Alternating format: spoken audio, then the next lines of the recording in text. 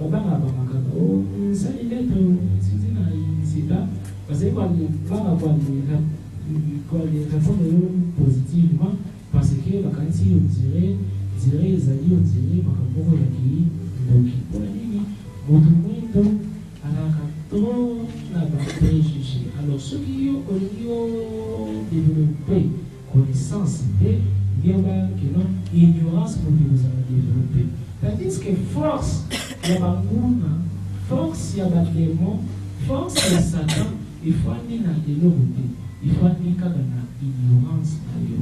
Dimension ya ignorance na yo, les amis pays, dimension ya faiblesse na yo spirituelle. Soki au baka ka cimetière parce que vous avez ignorant. Soki au baka ka bandoki parce que vous avez ignorant. Parce que ignorance est là qui si ténèbres. Vous allez là nous na molili na kati na yo.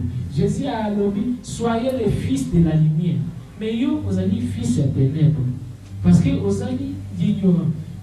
Parce que ténèbres est là ici ignorance. C'est-à-dire que lumière est là ici connaissance. C'est-à-dire moi dans ça et c'est une connaissance là ils en a élargi. Et là ici une théorie ça là car on a connaissance. C'est-à-dire ceux qui vous allez mécanicien. Il n'y a pas mécanique approfondi, voir même la spiritualité à mécanique. Chaque domaine est dans la phase de l'amour spirituel. Toujours dans ce sujet là-dessus. La Genèse 14, verset 17, doit aller taguer. Quand Abraham revint après avoir bâti Kédor, la mère et les rois qui étaient avec lui, les rois de Sodome, alla à sa rencontre dans la vallée de Chavé. C'est la vallée du roi. Melchisedec, roi de Salem, apporta du pain et du vin. Tout souligné, du pain et du vin. Il était prêtre du Dieu très haut. Tout souligné, il était prêtre du Dieu très haut. Dans le but, tant Abraham, parce qu'Abraham a qui paye guerrier, a qui paye armée naïe, a qui paye empereur, tant wa bouti contre Kédor, l'armée Pérou, ni babo bazali na bawayo wana tangwa kuwa isi Sodome Abraham keina vallée ya Chavé vallée ya ici seulement vallée ya Mokonzi tangwa komi wana bambi mele Kisedek mutu mongo mele Kisedek Abimelech, mais qui s'est dit qu'il y a roi à Salem. Mais Abimelech, Abraham, Lipa, n'a 20. Mais Abraham a qui pour un dixième, il y a Biloko Nyosoyo a gagné qui n'a dit tout pas. Nga yo omemelinga il na yo ngai na le memelio lipa na 20 et là qui c'est na ko ici iki yango ezaki cérémonie ezaki rituel ezaki langage côté ezaki nini ezaki communion ezaki nzoto ya Christ na kota ni Jésus na kota bakite ezaki nini na ko ni apporta du pain et du vin. Il était prêtre du Dieu très haut. Il prononça cette bénédiction.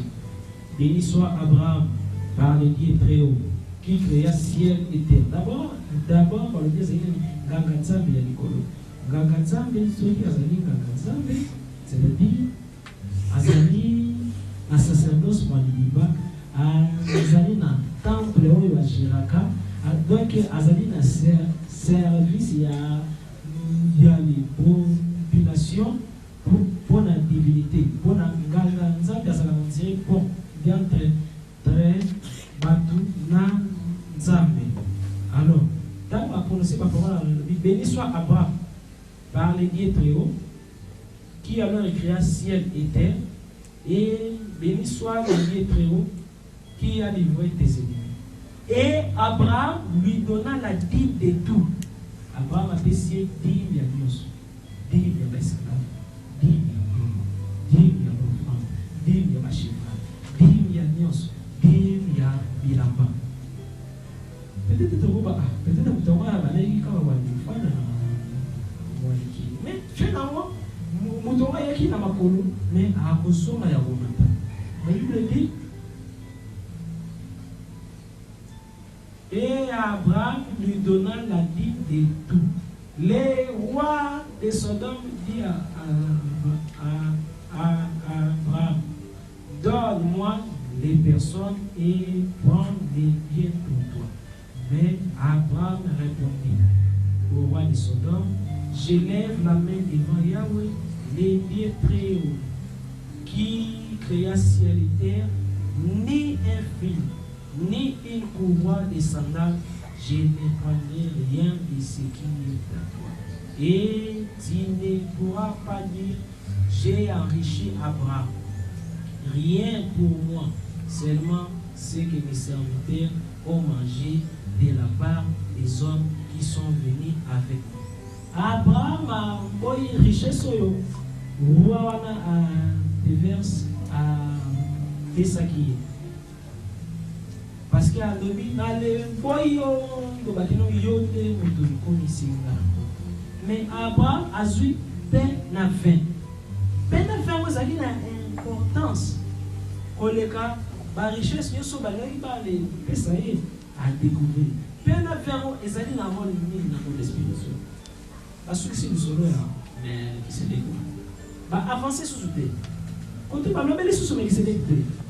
Et qui bazou le bel sous le qui se découvre. Il va dire, bazou le bel sous le qui se découvre. Bazou le bel Azate, c'est la psaume 110. Dans psaume 110, David a flashé comme si maintenant on va dans sous le David a lu dans psaume 110, verset 4. Yahweh l'a juré, il ne s'en dédiera point. Tu es prêtre à jamais, selon l'ordre de Melchisédek. Afin de bénir l'imbela, alors même sous celui qui a Melchisédek. Mais personnage mystérieux, on m'a dit quoi les yobelaye, car on a bomba. Donc il y a pas de problème. À ça même finalement, alors il était Ancien Testament au BBC. Jésus a l'obéi écoute tout. Tous les disciples de Jésus ont l'obéi. Hébreu 7, Paul a dit qu'on l'obéi. Mais avant l'obéi, c'est on fait dans les sous-soumis. Mais qui est ce personnage mystérieux? Hébreu 6, Hébreu 7, Hébreu 8. Paul est dans le camp du monde.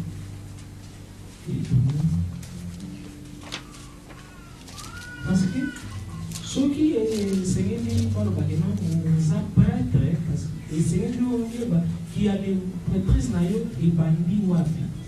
Na yaza mon continent et tant que prêtre. Moi, dans un état où ça fait la carte, il doit temple parce que comme parce que na yaza ngazambe mon continent. Mais qui c'est lui, on a un peu comme un livre. Un verset 4. Et ça va avant Genèse. Et ça premier. Après acte d'apôtre. Après Philémon. Après Philémon. Et vous voyez, on a eu pas mal de cabinets, avec la bonne abandon, quand on va des analyses, c'est la liste des analyses. C'est pourquoi, verset 7, Hébreu 7, Paul, à mon n'a jamais Jésus. Regarde, disciple, oh, à mon Jésus n'a pas plan parallèle. C'est-à-dire, dans l'année à possibilité, mais dans l'année à voler. Paul a le dit que Abanaï Wali, qui est dans le troisième siècle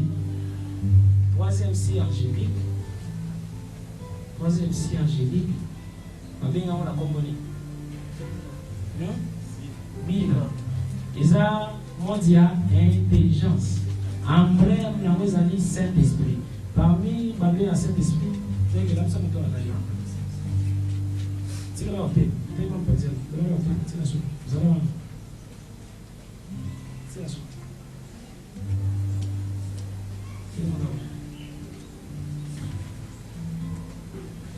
Parmi les Saint-Esprit, nous avons la connaissance. Par là, Paul a une chance de vous avoir connaissance. Dans le livre d'Hébreux, chapitre 7, verset 1, pendant couleur. Hébreux, chapitre 7, verset 1, par le dit, en elle, en effet, c'est Melchisédek, roi de Salem, prêtre du Dieu très haut, qui se porta à la rencontre d'Abraham, s'en retourna après la défaite des rois, et qui les bénit. À qui aussi Abraham attribua la dîme de tout, dont on interprète d'abord les noms comme roi de justice, qui est aussi roi de Salem, c'est-à-dire roi de paix, qui est sans père, sans mère. Mais il est d'ailleurs sans père, sans mère. Dans le royaume, autant il y a sort, il y a sort, ma femme qui mia. Ça n'a pas c'est piqué à souk. Comment il y a Zaki na moi dans les brèches connaissance moi leur référence. Peut-être baronio sur Bazaki na connaissance concernant leur maîtrise. Mais ils allaient vraiment et voir secrètement. Ils allaient au objectif mon monde a coquille quoi ça de l'exemple ça qui a passé dans 4 ordres on a bien qui s'est ah ouais ben nous va faire une pour la vie à qui aussi Abraham attribua la dîme de tout dont on interprète d'abord comme des noms comme roi de justice et qui est aussi roi de Salem, c'est-à-dire roi de paix, qui est sans père, sans mère, sans généalogie, dont les jours n'ont pas de commencement et dont la vie n'a pas de fin, qui est assimilé. Alors, bien, qui est assimilé au Fils de Dieu. Alors, dès qu'elle a dit Fils de Dieu, alors, qui est assimilé au Fils de Dieu. Assimilé veut dire, greffé, kakisi, kokanisi. Au Fils de Dieu. Donc, à ça, j'hésitais. C'est Melchisédek, des mères prêtres pour toujours. Azali dans le temps de Libéla, Azali Bateli, Azala Souka. Si vous ça, tout soit pas ça le dit. Considérez donc comme il est grand celui à qui Abraham donna aussi la dîme du meilleur butin, lui le patriarche et à la vérité. C'est les fils de Lévi qui reçoivent la prêtrise au un commandement. Donc là, verset 11 à l'oubli, voilà, verset, verset, et le chapitre 8 à l'oubli. Un chapitre est ajouté à ces discours. Nous avons un pareil grand prêtre qui est assis à la droite du trône de la majesté dans les cieux, ministre du sanctuaire et de la tente, la vraie, celle que le Seigneur nomme et nomme, adressée. Tout grand prêtre en effet est établi pour offrir des dons et des sacrifices, d'où la nécessité pour lui aussi d'avoir quelque chose à offrir. À la vérité, si Jésus était sur la terre, il ne serait pas même prêtre, puisqu'il y en a qui offrent les dons conformément à la loi. Cela aussi assure le service d'une copie et d'une ombre des réalités célestes. Ainsi que Moïse, quand il y a construit la tente, en fit divinement averti. Vois, est-il dit en effet, tu feras tout d'après les modèles qui t'ont été montrés dans les livres célestes. Mais à présent, le Christ a obtenu un ministère pourtant. Mais à présent, le Christ a obtenu, c'est-à-dire, a obtenu un ministère dans les temps plus élevé que meilleur et l'alliance dont il est le médiateur, Asa médiateur, est fondé sur les promesses. Car si cette première alliance avait été irréprochable, il n'y aurait pas eu lieu d'alliance une seconde. C'est en effet les blâmants qui alors Dieu déclare: voici les jours viennent, dit le Seigneur, et j'accomplirai avec la maison d'Israël et la maison de Juda une alliance nouvelle, non pas comme l'alliance que je fis avec leur père, au jour où je les pris entre les mains des Égyptiens, puisque eux-mêmes ne sont pas tous. Jésus a été prêtre selon l'ordre de l'Esprit. Voilà. Voilà. Qu'est-ce qu'on a en chapitre 10, verset 5, c'est pourquoi, en entrant dans ces mondes, le Christ dit: tu n'as voulu ni sacrifice, ni oblation, mais tu m'as façonné un corps. Tu n'as agréé ni holocauste, ni sacrifice pour les péchés. Alors je dis: voici, je viens. Car c'est de moi qu'il est question dans les rouleaux du livre. Pour aller souligner, on a parce que tu as expliqué selon là, tu as faire marier là-haut. Donc, dans les rouleaux du livre, pour faire allier ta volonté. Il commence par dire sacrifice, oblation, holocauste, sacrifice pour les péchés, tu ne les as pas voulu ni agréés. Et c'est pendant qu'ils ont offert d'après la loi.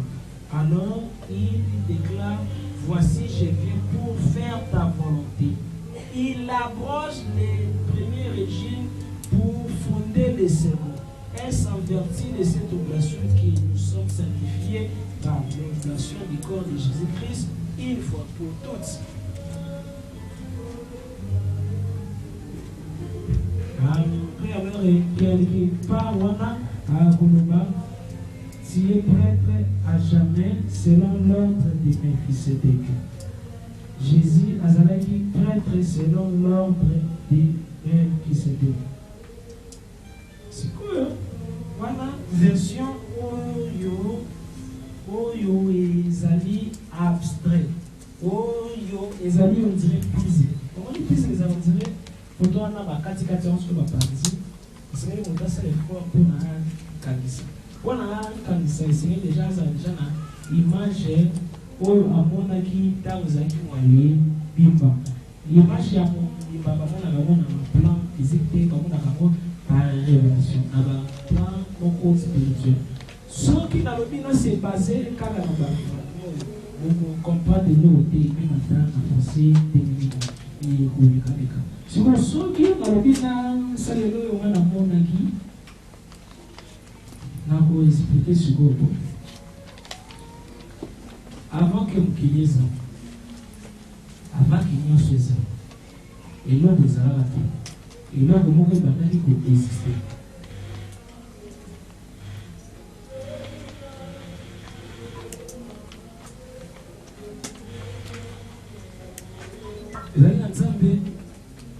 C'est impossible. C'est impossible c'est impossible de sentir. Zambiwana bakoni l'humanité va sentir. Banaki comprendre na monde moko babino na un seul faou. Un seul faou na hébreu et l'axi c'est le chaos primitif. Ténèbres absolues. Molili moko ezanga suka. Néant inexistant. Mais la carte à monde, inexistant. N'a rien. N'a rien, azaki les choses, celles existantes, ou azaki capable de vivre la carte inexistant. Un jour, à penser à l'objet, et c'est un méga pour aller se distraire. Pour nous se distraire, c'est un inexistant. Na carte inexistant, azali les seuls. Il y a pour vivre la carte inexistante. Alors, bien, c'est que bimisa, partie nanga, mususu libanda ya inexistant. L'inexistant, c'est l'existence à Zambie. Si vous avez une carte inexistant, le bébé, c'est qu'il a rêvé. A kangi misu, a rêvé. Makanisi na ye. A bimisi moko ya partie ya ma kanisi na ye na les facettes de Moussou, les banaya, monde inexistant, tout y a ténèbres. Zambana Marmongo a commis défini. Tant a commis indéfini, tu veux aller bien comme Dieu absolu. Mais tu veux jamais aller PC comme Yahweh, toute humilité. Tu veux aller PC comme Sabbat. Parce que ça dit au-delà Sabaoth. Bangwani yosho mutaza inférieur à mutazapa supérieur à mutu azabe.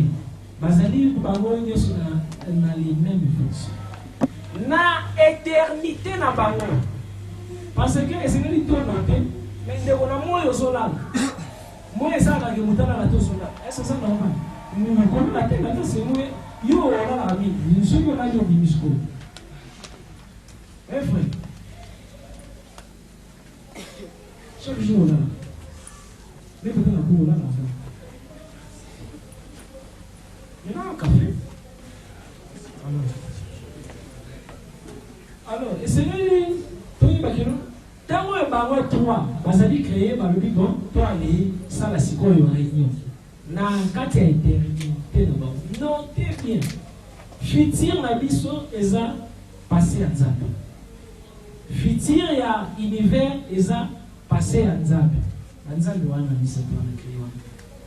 Lobi na yo est déjà passé à Nzambe. Masumo ba tu il fallait baler ça là ba déjà ba réviser qui en haut. Ba tel ba bi un jour to mon créer les simba mais ba ange ba ko koma ka ba rebelle. Et Seigneur toi les perdre aka donc toi les perdre ba moté par là et Seigneur et l'eau comment connaît à la ganzerie pour alors commet à recours pour la soki ma belle et commis et l'eau wana et joue à rôle et à médiation comme sacrifice c'est le sacrifice pour les ala par là et c'est le pisson ça tout et c'est le manque an dimazala sacrifice on et c'est le être dans son manque adi samakila malinkila wana eko nezaka emblème ya ko rachetaka ba vie ya ba esprit soit ba ange so qui ba komi na bien parce que ba trouver ba teki ba ange pe ba za ni ba ni démon pe ba za pe converti ezali na ba démon susu pe ba zonga lona ezali ba démon susu pe ba tika na life ezali pe na ba ange mais susu pe ba ko ko kasi et là, il y a des gens qui sont soupés, se convertissent en paix, comme des démons Samuel. Samuel a dit des mots parce qu'il rapporte à Ève. Samuel. Mais si maintenant on se convertit, ça crée à ce carnet, il y a plusieurs fois dans le planète Terre, fait en 1974, alliance carnet, tout le monde voyait comme les acas à ouvert, à ça on appelle une loge, moko voyait, ça prend un mot qui en Samuel, à ouvert, si on a développé ses spiritualités, purification, CBT, peut servir à la colonne vertébrale à s'illuminer après, tant qu'on a fille, dans son signe à part. non ezali na ange misusu so bazwaka chance ya conversion na bato misusu mpe bazwaka chance ya conversion babi me ntango ya bato baosalaka mabe esengeli makila moko ezalaka wana comme symbole ya sacrifice mpo na ye rappelaka biso ke non nini bazali gracile soki bato baza na prison sikoyo nini mboka balingi bagracile babengaka amnistie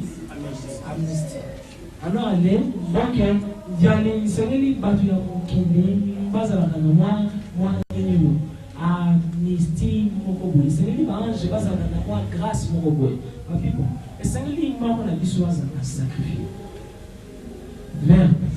verbe wana kombone mosusu mpe eza Christ kombone mosusu mpe ezali mpe sagesse kombone Christ kombone sagesse mais kombone Jésus te kombone Christ kombone sagesse nakondobela Jésus plus tard soki nde alors kiti na mokili verbe ya bible ngai nakoki koamezwa risque babi oui ezali yo ozwa risque parce que yo nde moto osimbi bakrani synthèse epamino ngai nakoki koamezwa risque ya kokosumilie te na se sacrifice parce que ngai nasimbi bakrani ya baexistence te père abino ngai moto nazali émetteur ngai te nasimbi bakrani comme ezali mpona tosauve bakrani oyo yo moto osimbi yango esengeli yo nde moto ndima ozala sacrifice mais esengeli ozwa forme comme ozali divinité boye te esengeli yo se métamorphose ase métamorphose na mwana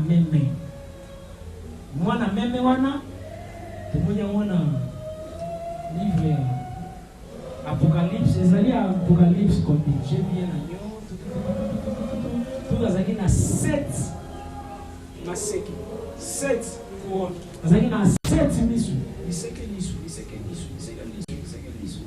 pe couronne afandi na trône liboso na ye 4 êtres vivants sima nango balobi personne azali digne ya couvrir tout livre sel agneau libole tout azali digne parce que yende mais nde balobi na livre wana ya Apocalypse balobi ke mwana meme wana kingo na ye ezali ya kokata makili ezali walita mais ke ne pas bokoluka kote balobi nanya kati ye kingo nanya kati ye kingo okomona ngo nile pa siko ngai siko na ezepeke nanya ako kata ye kingo koma ekaki mpona ba kata ye kingo alors balobi esengeli yo se métamorphose alobi esengeli na koma agneau wana nanu kutu bale meme nanu basalaki na mokili te tole banyama oyo basala mana mokili bazali baesprit oyo baexista na bamonde spirituel bazali badivinité alors nini ewande salema lobi nakokoma mwana meme mais ekosenga nazala sacrifie mpe alobi yo oza neti biso ngai jamais nakoki kosacrifie yo synthèse epre alobi naza na pouvoir wana te ya kosacrifie yo parce que toaleza ndenge moko parce que yande esengeli kaka moto moko asacrifie mais nde bazali pouvoir égal na égal wana bakoki yangaka kose vaincre te esengeli bale créer robot babino esengeli tosala robot mais robot wana esengeli asalema na portion ya énergie ya biso misato tosala fusion esengeli tosala fusion ya baénergie bongo pipi yango ebebisi alo donc ya esengeli tosala fusion ya baénergie Dieu le Père azwi ndambu ya kiye atie le verbe pe azwi ndambu ya kiye atie Saint-Esprit pe azwi ndambu ya kiye atie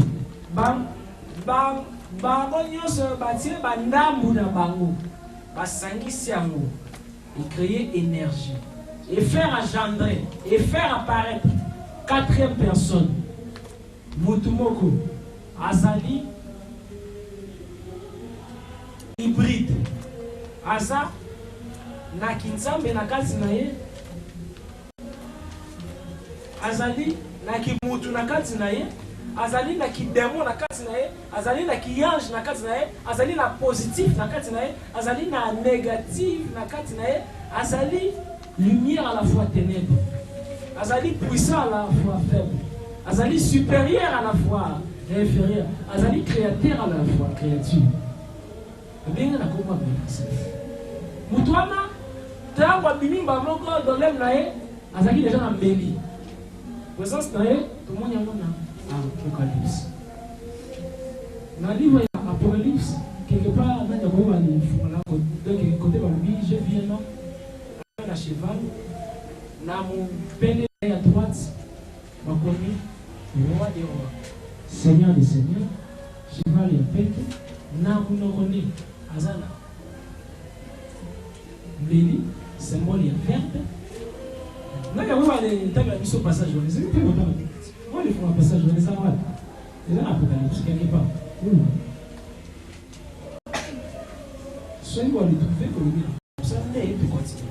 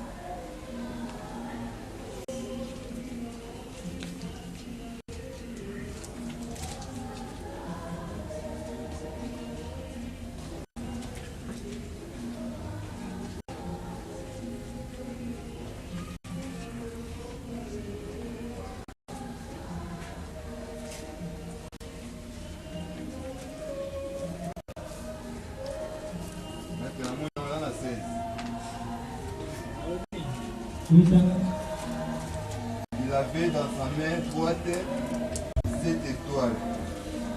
Et sa bouche sortait une étoile. 16 verset combien? Chapitre 1 verset 16. Chapitre 1.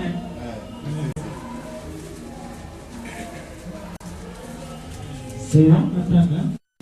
Chapitre 1 verset 16. Ah non, je n'ai pas tout.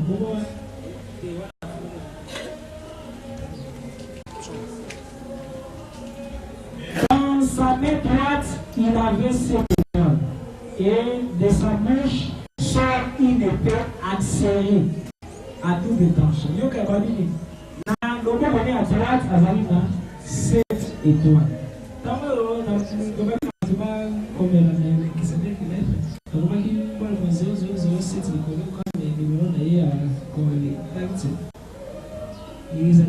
rapport à l'étoile Oyo, ils allaient comme un chiffre vibratoire, ils ont 7 étoiles.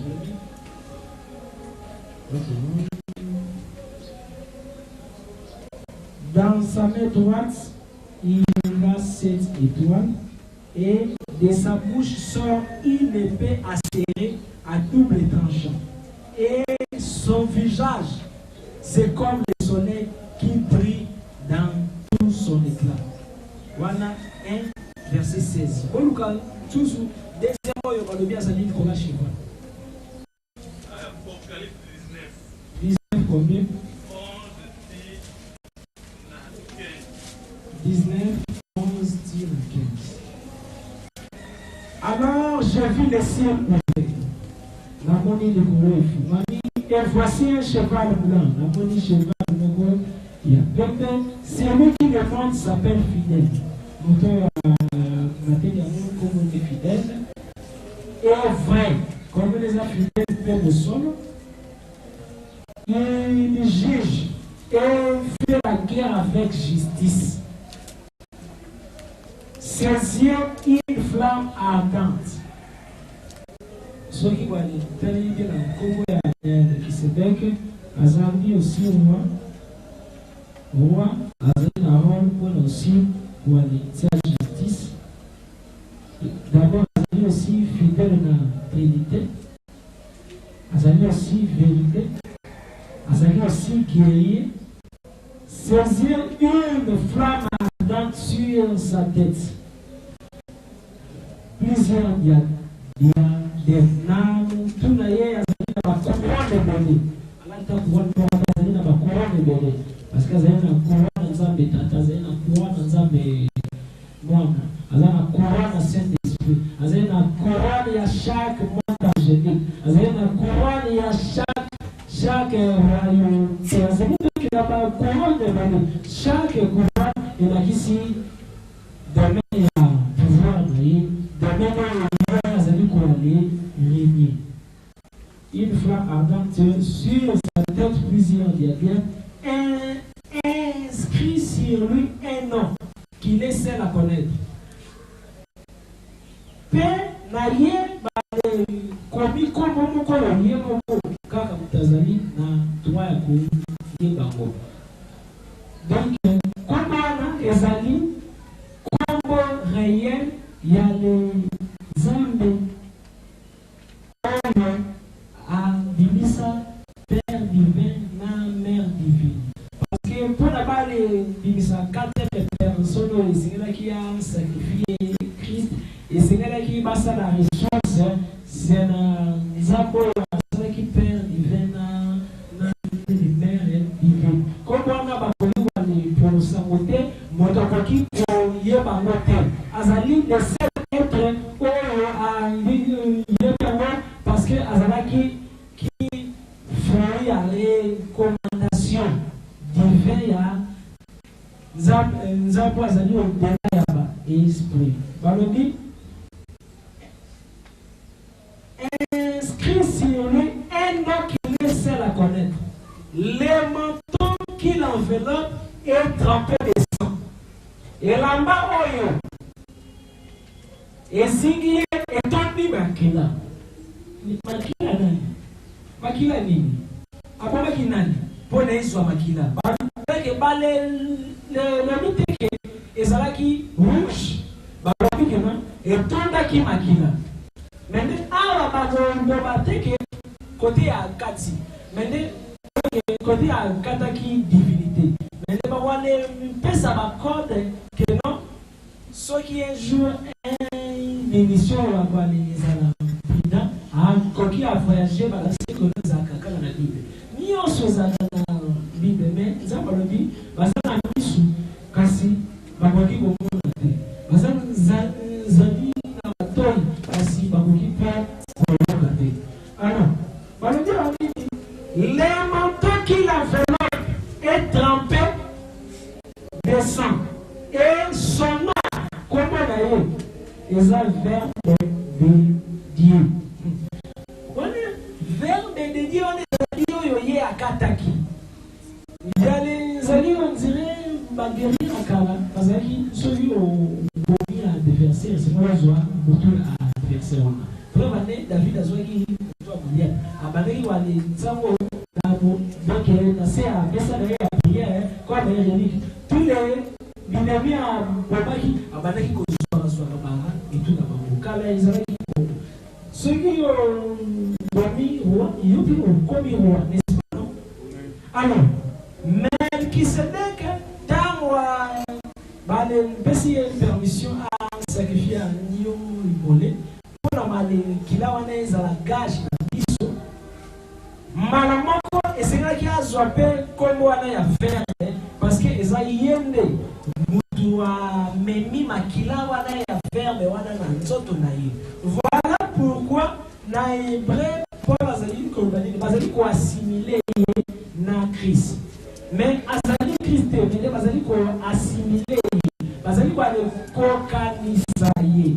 Christ yana verbe. Les armées du ciel les suivaient sur des chevaux blancs, vêtus de laine et blancheur parfaite.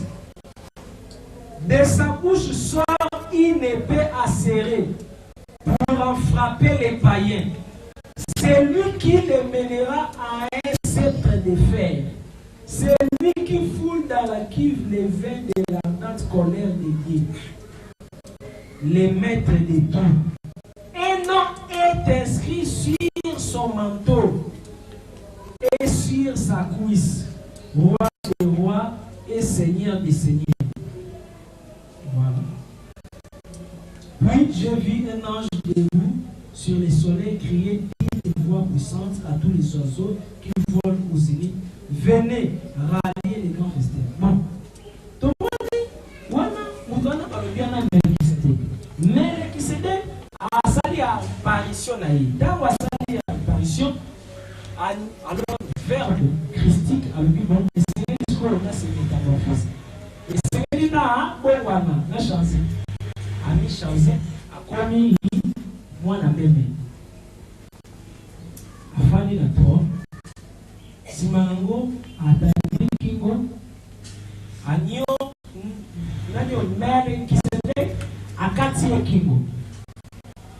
ekingo nyonso te ekoya atika mo yembela ko ya tata anyo limole ya kwa kaka kingo kwa ya ko kwali penga mali kila isengeli sopanaka jumo le makia wana ya wale sila wale sofa ni kwale ni sopana existence ya ba monde nyonso ya kwa les ala créer et ko sukape et ko libre plus makila wana e kwa tangana éternité plus aussi purification et ko wale salement soit qui soit esprit soit moto soit natif soit nyama asali mabi est-ce que jusque là nazali ko se faire comprendre tamo makila bali ko tanga mele qui se fait la bino yoni ke tanga ko iseneli ngape na zwa ndabu bona nani kriye ya mwamba moko sacerdoce azui coupe bakomi ko bena ko graal soit coupe azui coupe wana nanu kutu mukile salemite baranji kutu bae bali kutu te so ki ba osala forme ni eloko ko salema ki wana zalaki na fitir na biso eza passé à Nzambe. Voilà, frère Joël et Moutouba. Bonjour, frère Joël. Calais. Fitir et biso ça passé à Nzambe. Na Kangamo. Alors, comme il y a une fitir à biso, ils ont dit passé à Nzambe. Et c'est mis que non, na éternité wana. Bah, on prévoyait qui déjà bah événement nous se voit mais qui c'était à jouer contre alors comme à sali exploit à Kati Agnew et Moné Kino par là et Sengeli Père Fils Saint-Esprit par récompensé comme récompense par les petits royaumes le royaume à part par les petits royaumes na royaume wana bale PCP ba anjo yo esengeli basala na service na ye ya ba dimension nyonso bale lobi na ye pe a pa oyo to ale PCP temple batu nyonso bakosalema ezala ba ange soki balingi bakota na contexte na biso oyo ezala Métatron et c'est que les canaillots yonde médiateur à tous les niveaux. Dans chaque monde angélique, reposala na temple na yo. Reposala na piste na yo, yo alors les amis. Azala illuminé. Ange alors ange comme archange. Archange comme verti. Verti alors verti alors comme principe. Donc il y a les chacun a mataniveau. Pour un mataniveau, et c'est même pas bénéficier d'un enseignement, il y a l'ordre des Melchisedec. On croit les gens représentés n'a